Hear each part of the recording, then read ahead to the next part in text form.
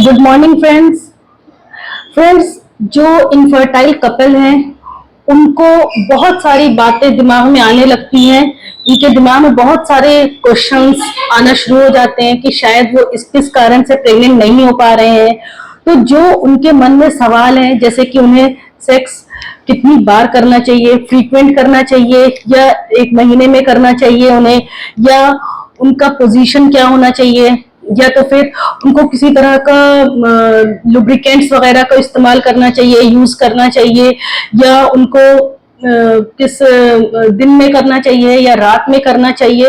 तो दोस्तों, इस तरह के बहुत सारे सवाल इनफर्टाइल कपल्स के दिमाग में आने लगते हैं, या उनके माइंड में अगर नहीं भी आ रहे हैं तो उनके फ्रेंड्स उन्हें बताने लगते हैं, उनसे राय सलाह देना शुरू कर देते हैं। तो दोस्तों, आज मैं डॉक्टर शहलानाज आपको आपकी सारी क्वायरीज जो आपके दिमाग में प्रेगनेंसी को लेकर के चल रही है उसके सारे आपको डाउट क्लियर करूंगी। अगर आपको मेरी वीडियो पसंद आए तो उसको लाइक एंड शेयर करिए। अगर अभी तक आपने मेरे चैनल को सब्सक्राइब नहीं किया है तो दोस्तों जल्दी से फटाफट से आप सब्सक्राइब कर दीजिए।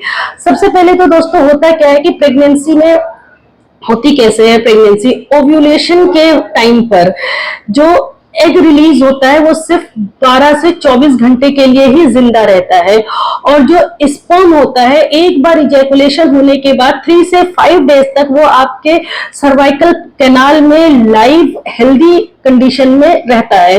तो अगर आपका ओव्यूलेशन हो गया है या ओव्यूलेशन होने वाला है, आपको कुछ ओव्यूलेशन के सिम्टम है, उस पर मेरी वीडियो पहले भी बना चुकी हूं मैं, आप एक बार उसको जरूर से देख लीजिएगा कि ओव्यूलेशन के सिम्टम्स क्या है, आप कैसे खुद पहचान सकते हो कि आपका ओव्यूलेशन होने वाला है। तो आप उससे ओव्यूलेशन के दिन से 3-4 दिन पहले 5 दिन तक आप जरूर से रिलेशन बनाइए, क्योंकि जब आपका एग रिलीज होगा, आपका सर्वाइकल कैनाल में स्पर्म है, तो वो फौरन ही अपने आप मोटाइल होकर के अपना एग के पास पहुंच जाएगा और इस तरह से प्रेगनेंसी हो जाती है, और फिर आपका प्रेगनेंसी का कंफर्मेशन मिलता है आफ्टर 14 डेज आपके। तो दोस्तों, इस वक्त जो लोगों के मन में सवाल है वो ये कि वो कितनी बार सेक्स करें।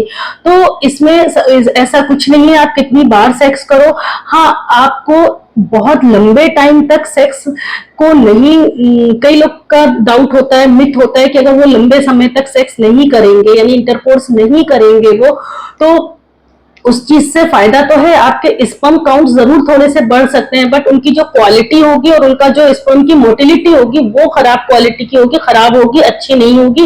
क्योंकि अगर आप ज्यादा दिन तक सेक्स नहीं कर रहे हो, इंटरकोर्स नहीं कर रहे हो, तो स्पर्म के उस पे, उसकी क्वालिटी पे इस चीज का इफेक्ट पड़ता है, असर पड़ता है।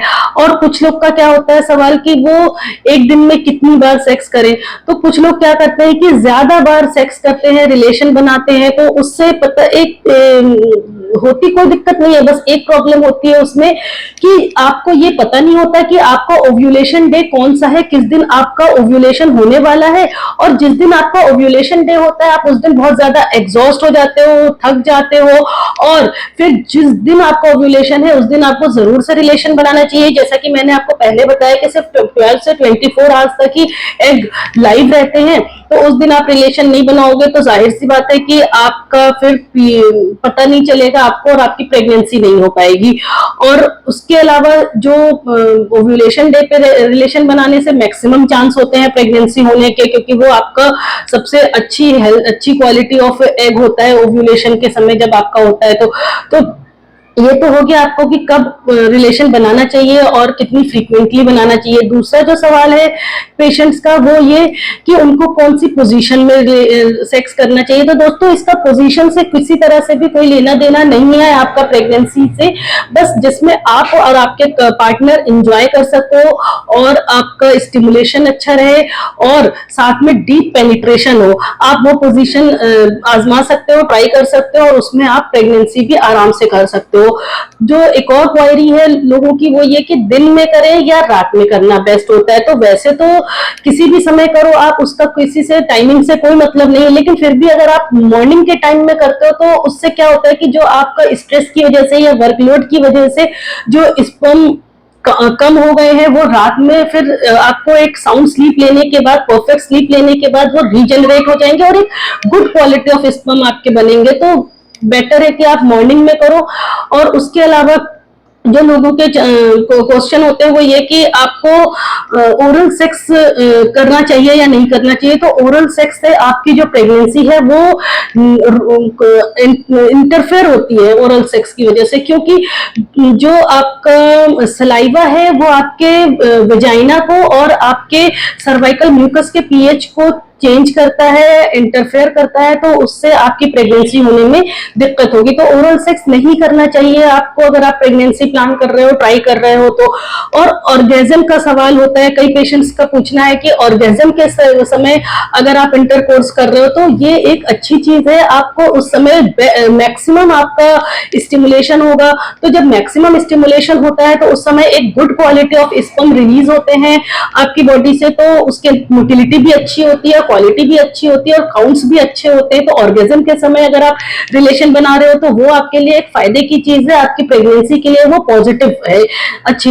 आप उस समय रिलेशन बनाओगे, इंटरकोर्स करोगे तो आपकी प्रेगनेंसी होने में आसानी होगी, क्योंकि ऑर्गेजम के समय आपका स्ट्रेस लेवल भी कम होता है। उसके अलावा कई पेशेंट्स का होता है कि क्या लुब्रिकेंट्स वगैरह हम यूज कर सकते हैं। तो अगेन दोस्तों, लुब्रिकेंट अगर आप यूज करते हैं तो वो आपके सर्वाइकल म्यूकस को और आपकी वेजाइनल पीएच वगैरह को वो इंटरफेयर करता है, नेगेटिव इंपैक्ट पड़ता है उसका। तो आप लुब्रिकेंट का इस्तेमाल ना करें। अगर आपको करना है तो आप स्पर्म फ्रेंडली लुब्रिकेंट्स वगैरह का इस्तेमाल कर सकते हो, क्योंकि लुब्रिकेंट्स ना आपके स्पर्म की क्वालिटी को, मोटिलिटी को खराब करता है और आपके जो फीमेल पार्टनर है उसकी पीएच को भी खराब करता है। तो उस समय आप लुब्रिकेंट्स का यूज ना करें।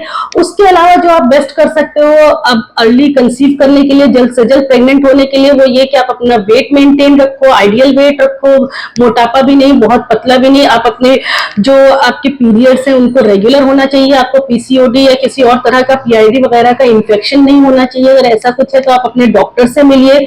उसके अलावा आप अच्छी क्वालिटी ऑफ सप्लीमेंट्स वगैरह, प्रोटीन्स, आयरन, कैल्शियम, इन सब चीजों का पहले लेना शुरू कर दीजिए। फॉलिक एसिड्स वगैरह लेना शुरू कर दीजिए। आप अपनी स्लीप को अच्छा रखें, कांस्टेंट रखें, 6 से 7 8 आवर्स की नींद लीजिए, अच्छे से स्ट्रेस कम करिए और वर्कलोड वगैरह कम लीजिए। उसके अलावा आप योगा, मेडिटेशन वगैरह कर सकते हो। अगर आप स्मोकिंग या अल्कोहल करते हो तो उसको स्टॉप कर दीजिए। उसके अलावा आप अगर हेल्दी कपल हो, आपके अंदर किसी तरह की कोई प्रॉब्लम नहीं है पीरियड्स की, या तो फिर किसी भी तरह की पीआईडी या इन्फेक्शन वगैरह नहीं है, और आपकी एज 35 से कम है, तो आप एटलीस्ट 1 ईयर के लिए, 1 साल के लिए आप नेचुरल ट्राई करिए।